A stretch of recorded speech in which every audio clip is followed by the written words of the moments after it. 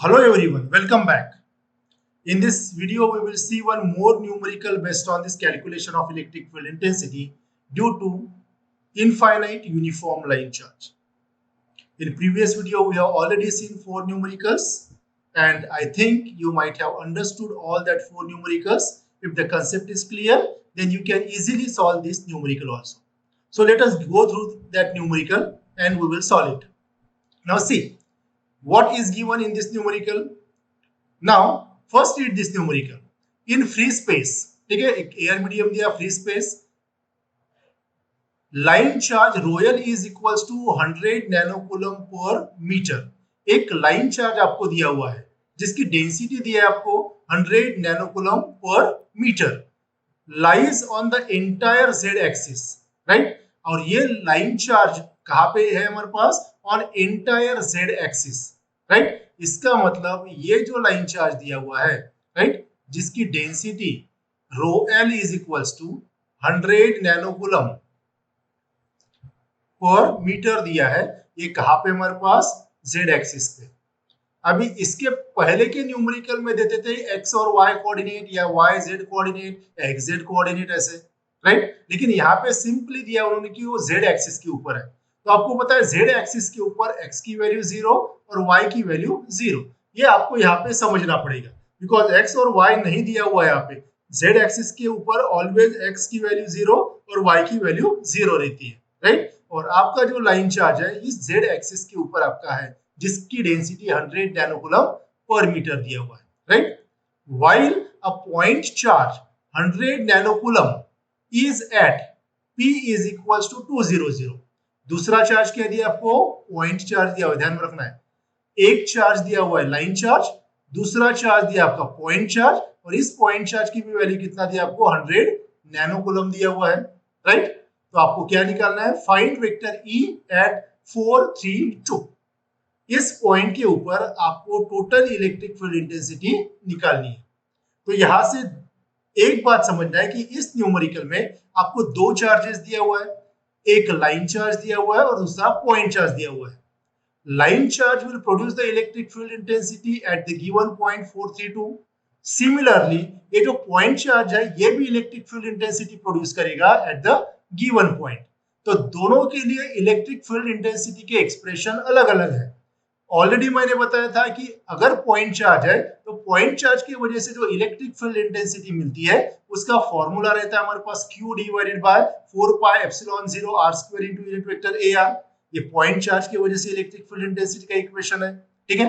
और line charge की वजह से इलेक्ट्रिक फील्ड इंटेंसिटी का इक्वेशन है हमारे पास vector E is equals to rho L divided by 2 pi epsilon 0 rho into unit vector A rho.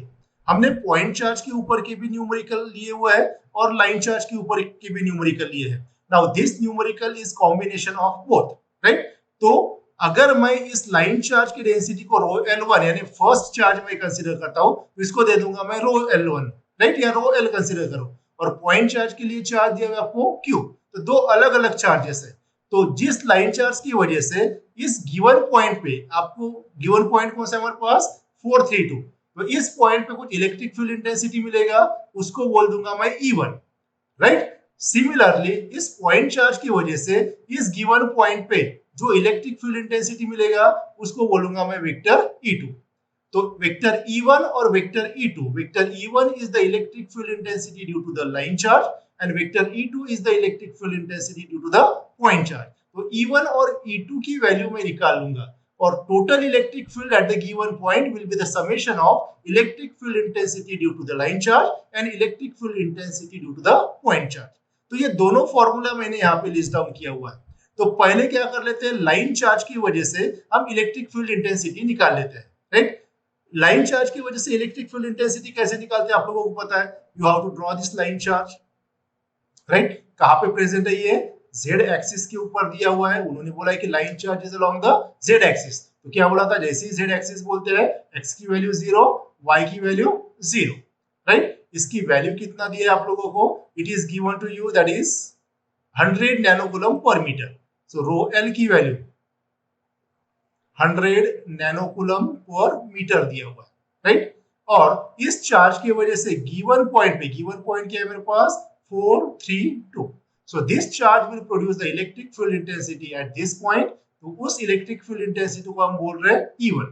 तो E1 निकालने के लिए क्या करना पड़ेगा, अभी देखिए पहले यहाँ पे परपेंडिकुलर ड्रॉप कर दीजिए, क्योंकि अगर आप फॉर्मूला देखते हो, अभी मैं फिर से फॉर्मूला लिखता हूँ, vector E is equals to rho L divided by 2 pi epsilon 0 rho into unit vector A रो।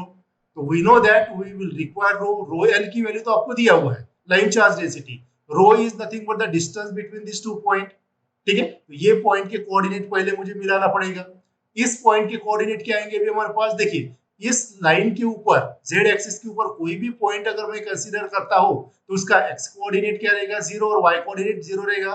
यहाँ पे 0 और यहाँ पे भी मैं लिख देता हूँ 0, और z कोऑर्डिनेट क्या कर देना है, आपको कॉपी कर देना है किसका, फील्ड पॉइंट का। तो फील्ड पॉइंट का z कोऑर्डिनेट क्या है 2, तो मैं यहाँ पे 2 क्या कर दूंगा, कॉपी करूंगा। तो ये दो पॉइंट आपको मिल गए। तो ये जो डिस्टेंस है, ये डिस्टेंस क्या रहेगा रो, और इस चार्ज की तरफ से फील्ड पॉइंट की तरफ जो यूनिट वेक्टर रहेगा वो रहेगा एरो। तो ये क्या करेंगे, रो और एरो की वैल्यू हम कैलकुलेट करेंगे। रो यल दिया हुआ है तो उसके ऊपर से हम वेक्टर ई लिख सकते हैं। तो देखिए रो हमने यहाँ पे निकाला हुआ है by applying the distance formula between this two point. तो under root of x coordinate का डिफरेंस, तो 4 माइनस 0 उसका whole square, right, then 3 minus 0 उसका होल स्क्वायर प्लस 2 माइनस 2 उसका होल स्क्वायर यानी 0 स्क्वायर, ये मुझे मिल जाता है 5, राइट। यूनिट अभी रो तो मिल गया, एरो सॉरी एरो निकालना है आपको। तो एरो के लिए क्या करना पड़ेगा, इन दोनों पॉइंट के बीच में पहले वेक्टर लिखना पड़ेगा। Vector will be from this charge towards that field point. तो कैसे लिखते हैं वेक्टर, ऑलरेडी पता है, वेक्टर डिवाइडेड बाय मैग्नीट्यूड रहता है। तो वेक्टर कैसे लिखना है, देखिए 4 minus 0 into unit vector ax, तो ये हो जाएगा 4ax, plus 3 minus 0 into unit vector ay, तो ये बन जाएगा 3ay, then 2 minus 2 that is 0 into unit vector az, तो लिखने की जरूरत नहीं है। और इन दोनों के बीच का मैग्नीट्यूड कितना है हमारे पास, 5। तो magnitude is nothing but the distance between the two point. तो रो और एरो हमने निकाल लिया हुआ है, राइट। उसके बाद रो और एरो निकालने के बाद हम क्या करेंगे, देख E1 निकालेंगे, वेक्टर E1 यहाँ पे निकालेंगे। I will come back to this slide again. तो वेक्टर E1 निकालेंगे, तो कौन सा, अभी यहाँ पे फॉर्मूले में पुट कर देना, ये जो फॉर्मूला है वेक्टर E का, due to the line charge, इस फॉर्मूले में हम रो एरो और रो एल की वैल्यू हम पुट कर देते हैं। तो वेक्टर E1 आपका मिल जाएगा, देखिए 100 नैनोकूलम रो एल की वैल्यू दिया हुआ है, 2 पाई एप्सिलॉन 0 की वैल्यू हमने पुट कर दिया है, रो आया था हमारे पास 5 और एरो आया था हमारे पास 4ax plus 3ay divided by 5, ये आया था। अभी क्या कर लेना है, इसका कैलकुलेशन कर लीजिए, जैसे इसके पहले की न्यूमेरिकल में भी हमने किया हुआ है। कैलकुलेट करो और ये जो फैक्टर आएगा, इस फैक्टर को दोनों टर्म के साथ मल्टीप्लाई कर दीजिए, तो आपको क्या मिलेगा, vector E1 that is 288ax plus 216ay आपको मिल जाएगा। So this is the electric field intensity due to the line charge. अभी लाइन चार्ज के साथ साथ दूसरा चार्ज दिया हुआ है अभी आपको, पॉइंट चार्ज। तो पॉइंट चार्ज दिया हुआ है आपको, ठीक है, ये पॉइंट चार्ज, इसकी वैल्यू कितना दिया आपको, 100 नैनोकूलम्स, राइट। और पॉइंट हमारे पास कौन से पॉइंट पे कैलकुलेट करना है आपको, 432 पे। तो electric field intensity due to this point charge on the given point, it can be represented as vector E2। और पॉइंट चार्ज की वजह से वेक्टर E का फॉर्मूला क्या बताया था मैंने, q divided by 4 pi epsilon 0 r square into unit vector ar। तो ये फॉर्मूले में अगर आप देखते हो तो q is given to you, 4 pi epsilon 0 is constant r. What is this r? r is the distance of this field point from the given charge. Given charge ये distance यानी ये वाला distance रहेगा r, right? तो फिर से यहाँ पे distance फॉर्मूला लगाएंगे और r की वैल्यू निकालेंगे। देखिए field point minus source point, source is q and field point is 432। तो 4 इसका दिया हुआ है कोऑर्डिनेट, ये पॉइंट का पॉइंट चार्ज कहां पे प्रेजेंट है, देखिए the point charge is present at 200, right. So ये 200 पे प्रेजेंट है पॉइंट चार्ज, दिस इज 200। तो दोनों कोऑर्डिनेट है हमारे पास, राइट। तो 4 माइनस 2 उसका होल स्क्वायर प्लस 3 माइनस 0 उसका होल स्क्वायर प्लस 2 माइनस 0 उसका होल स्क्वायर, और सबका स्क्वायर रूट अगर लेता हूं तो मुझे डिस्टेंस मिल जाएगा। तो डिस्टेंस r मुझे मिला है अंडर रूट ऑफ 17। अभी यूनिट वेक्टर ar भी चाहिए, तो यूनिट वेक्टर कौन सी डायरेक्शन में, सोर्स चार्ज की तरफ से फील्ड पॉइंट की तरफ, राइट। तो पहले इन दोनों के बीच में हम वेक्टर लिख लेते हैं। तो कैसे लिखेंगे हम, 4 minus 2 into unit vector ax, तो वो हो जाएगा हमारे पास 4 minus 2 is 2, राइट? यहाँ पे गलती से 3 दे दिया मैंने. तो here 2 into unit vector ax, then 3 minus 0 into unit vector ay, then 2 minus 0 into unit vector az यानी 2az divided by under root of, इसका मैग्नीट्यूड कितना मिलेगा आपको? इसका अगर मैग्नीट्यूड कैलकुलेट करते हो तो वो भी मिलेगा आपको अंडर रूट ऑफ 17, राइट? तो ये आर और ए आर हमने निकाल लिया है.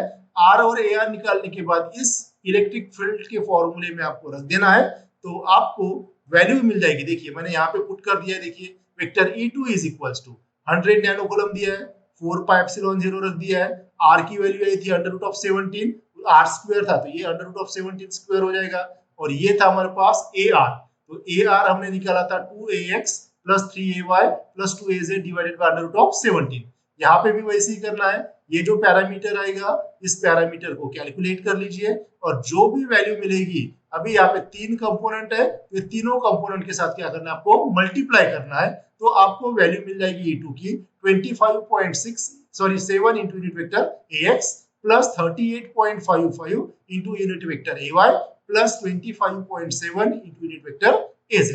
तो ये आपका electric field intensity due to point charge मिल जाएगा. So vector E1 is the electric field intensity due to the line charge and this vector E2 is the electric field intensity due to the point charge. तो दोनों की वजह से हमने electric field intensity निकाला हुआ है. तो total electric field intensity at the given point is now vector E1 plus vector E2, right? तो ये मैंने नेक्स्ट स्लाइड पे आपका राइट करके दिया. देखिए vector E is equals to vector E1 plus vector E2. Vector E1 का equation रख दीजिए यहाँ पे. वेक्टर E1 आया था हमारे पास 288 into unit vector ax plus 216 into unit vector ay. अब बैक स्लाइड से देख सकते हैं. देखिए 288 ax plus 216 ay. और वेक्टर E2 आया था हमारे पास 25.7 ax plus 38.55 ay plus 25.7 into unit vector az. तो अभी ax कंपोनेंट ऐड करना है, ay कंपोनेंट ऐड करना है और az कंपोनेंट अगर है तो az कंपोनेंट को ऐड करना है. लेकिन यहाँ पे az कंपोनेंट सिंगल ही है, तो यहाँ पे az is 25.7 into unit vector az. 288 plus 25.7 ये मिलेगा आपको 313. This should be 0. This should be 313.7 into unit vector ax plus ये हो जाएगा 216 ay प्लस 38.55 ay. तो ये बन जाएगा मेरे पास 254.55 ay और az जैसे कि वैसे रखा हुआ है. तो इन दिस वे आपको इस न्यूमेरिकल में एक लाइन चार्ज दिया था और एक पॉइंट चार्ज दिया था. तो दो total electric field intensity at the given field point will be the vector summation of electric field intensity due to the line charge as well as electric field intensity due to the point charge. हो सकता है किसी numerical में आपको 2 line charge और 1 point charge दे सकते हैं, या 1 लाइन चार्ज और 2 पॉइंट चार्ज दे सकते हैं. हो सकते हैं पॉइंट चार्ज के साथ सरफेस चार्ज दे सकते हैं, लाइन चार्ज के साथ सरफेस चार्ज दे सकते हैं. तो कॉम्बिनेशन आपको दे सकते हैं. तो क्या करना है आपको? इंडिविजुअली जो भी चार्ज दिया हुआ है उसका रिलेटेड इलेक्ट्रिक फील्ड इंटेंसिटी आपको निकाल लेना है और फाइनली उन सभी को क्या कर लेना है? आपको ऐड कर लेना है. तो होप आप लोगों को ये समझ में आया होगा.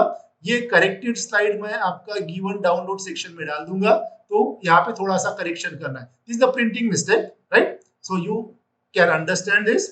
So that's all for this video. Thank you very much.